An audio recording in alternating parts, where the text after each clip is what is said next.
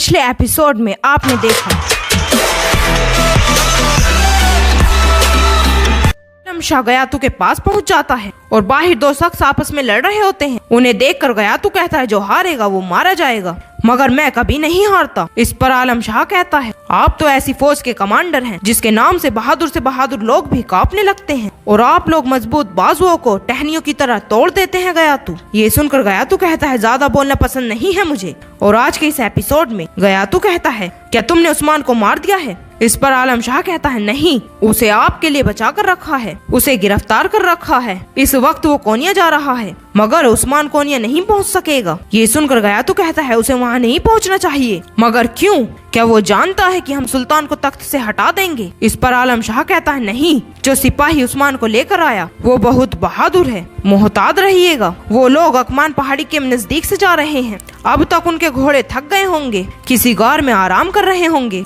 सोगूत में बाला खातून मोहतरम शेख साहब के पास पहुंच जाती हैं और कहती हैं वो लोग उस्मान साहब को कोनिया लेकर जा रहे हैं, मगर वो लोग ज्यादा नहीं है मोहतरम शेख साहब। मुझे डर है कि कहीं रास्ते में उनके साथ कुछ बुरा न हो जाए। इस पर जहरा कहती है अल्लाह ने चाहा तो मालहून खातून उस्मान साहब तक पहुंच जाएंगी, आप परेशान मत हो बाला खातून। और मोहतरम शेख साहब गंदम निकालते हैं और कहते हैं गंदम अनाज में तब्दील हो जाती है, यही इसकी अहमियत है। जब गंदम को जमीन में बोया जाता है और अल्लाह की रहमत से इसे पानी दिया जाता है और ये अनाज में तब्दील हो जाता है, हवा चलती है और सूरज चमकता है और एक दिन गंदम का पौधा जमीन से निकल पड़ता है, मगर वो अभी टूटा नहीं है। ये सुनकर बाला खातून कहती हैं उस्मान साहब इस सरजमीन में बोए गए बीज की मालिंद हैं, क्या आप यही कहना चाहते हैं शेख बाबा? इस पर शेख साहब कहते हैं क्या जमीन से उगने के बाद आसमान की बुलंदियों को छूना आसान है? बहुत मुश्किल काम है। जब रब कहता है कि इंतजार करो ताकि जड़ें मजबूत हों,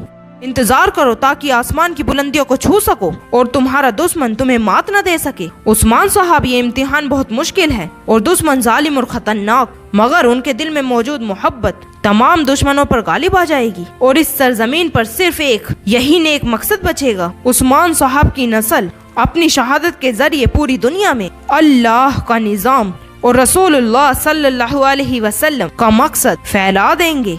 बेफिक्र हो जाओ, ये मकसद हमेशा जिंदा रहेगा।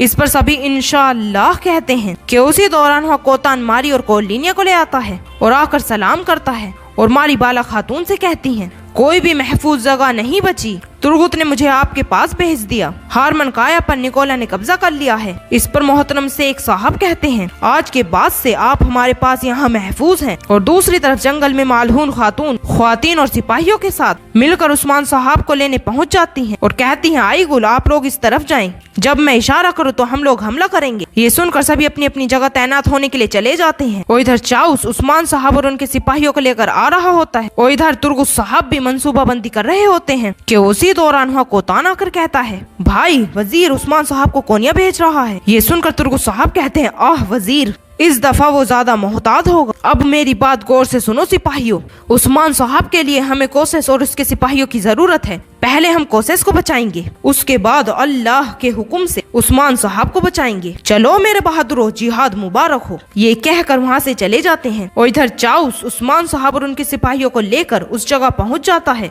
जहाँ मालहून खातून सिपाहियों के साथ उनके इंतजार में होती हैं और उनके नजदीक आते ही मालहून खातून सभी के साथ उनके सामने आ जाती हैं और कहती हैं उस्मान साहब को छोड़ दो, हम इन्हें साथ लिए बगैर नहीं जाएंगे। एक जगह से बोरान भी छिपकर उन्हें देख रहा होता है और चाउस पूछता है आप लोग कौन हैं? तो मालहून खातून कहती हैं उमर साहब की बेटी और उस्मान साहब की बीवी मालहून खातून, हमारे सरदार को छोड़ दो। ये सुनकर चाउस कहता है आपसे मिलकर खुशी हुई, मगर हम उस्मान साहब को नहीं छोड़ सकते, ये सुल्तान का हुक्म है, हमें कोनिया जाना होगा, हमारे रास्ते से हट जाएं। इस पर मालहून खातून सिपाहियों के साथ आगे बढ़ती हैं तो चाउस कहता है मालहून खातून आप तादाद में बहुत कम हैं, ये हमारा काम है, हमारा रास्ता छोड़ दें। तो मालहून खातून कहती हैं तुम्हारा काम तुम्हें मुबारक, मैं उस्मान साहब को लेकर जाऊंगी, चाहे खुशी से चाहे जबरदस्ती। सिपाहियों ये कहकर दोबारा से सिपाहियों के साथ आगे बढ़ती हैं तो उस्मान साहब कहते हैं मालहून रुक जाओ, हमें जेब नहीं देता कि एक तुर्क दूसरे तुर्क के खिलाफ तलवार उठाए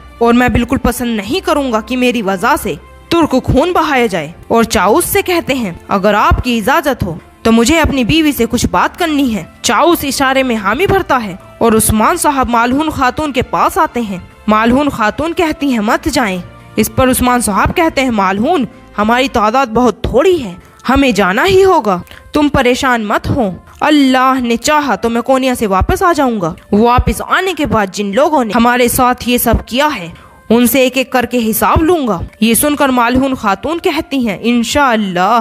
और उस्मान साहब कहते हैं, मगर मेरी तुमसे एक दरख्वास्त है, तुम बाला और ओरहान का ख्याल रखोगी, आप सब लोग एक दूसरे का ख्याल रखना, कबीला अब आप लोगों के हवाले है। इस पर मालून खातून कहती हैं, आपकी अमानत अब मेरे जिम्मे है, मगर गुंदुस साहब उन्होंने सरदारों को जिरगा बुलाया है, इसके बारे में हमें क्या करना होगा। उस्मान साहब कहते हैं, गुंदुस साहब को अर्तुगरुल गाजी की निशिष्ट पर बैठने का हिसाब देना होगा, कुछ भी करके उन्हें सरदारों को जिरगा बुलाने से रोको।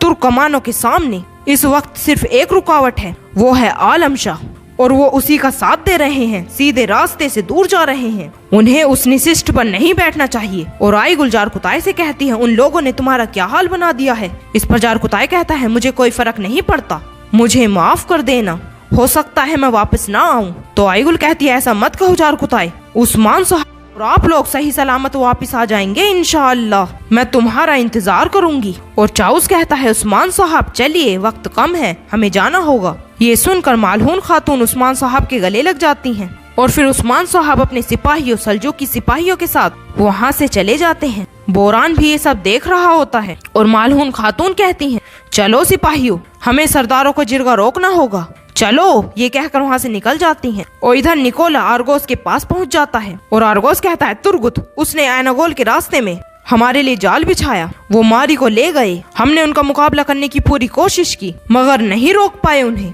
हमारे बहुत से सिपाही मारे गए। ये सुनकर निकोला शदीद गुस्से में आ जाता है और उसे दरख्त से लगाकर उस पर तलवार तान कर कहता है, बहुत से सिपाही मारे गए मगर तुम तो जिंदा हो ना आर्गोस, आर्गोस। और फिर उसे छोड़कर कहता है, वो लोग मारी को ले गए हैं तो अब हमें अंदाजा है तो वो अगला कदम क्या उठाएंगे। कोसेस कहाँ है, वो कुछ तो दुनिया के रास्ते में है, घोड़ों पर सवार हो जाओ। ये कहकर वहाँ से चले जाते हैं और इधर चरवाहे के खेमे में रोगतोस के कमांडर रोगतोस के पास आ जाते हैं और रोगतोस कहता है, निकोला वजीर जिसने भी गद्दारी की है हमें उन सब से हिसाब लेना होगा। इस पर एक कमांडर कहता है, इसी वजह से हम यहाँ आए हैं, जो हमसे हो सकेगा हम जरूर करेंगे। तो रोगतोस कहता है, अब के लिए वापस लौट जाओ और ऐसा जाहिर करे कि आप लोग कुछ नहीं जानते, मैं कुछ तो दुनिया जाऊंगा और अच्छी खबर के साथ वापस आऊंगा। ये सुनकर उसके दोनों कमांडर चले जाते हैं।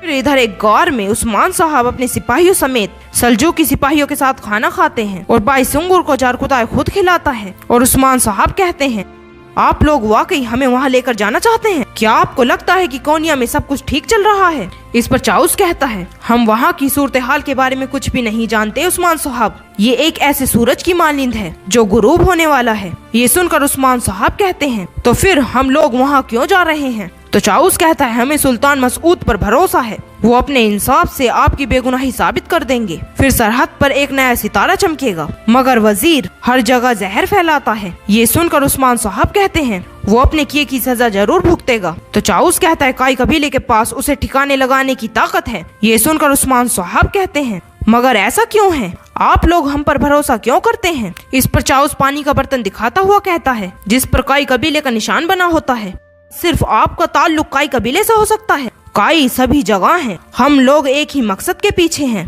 तुर्कों की आजादी। तो दोस्तों आज का ये एपिसोड यहीं खत्म होता है।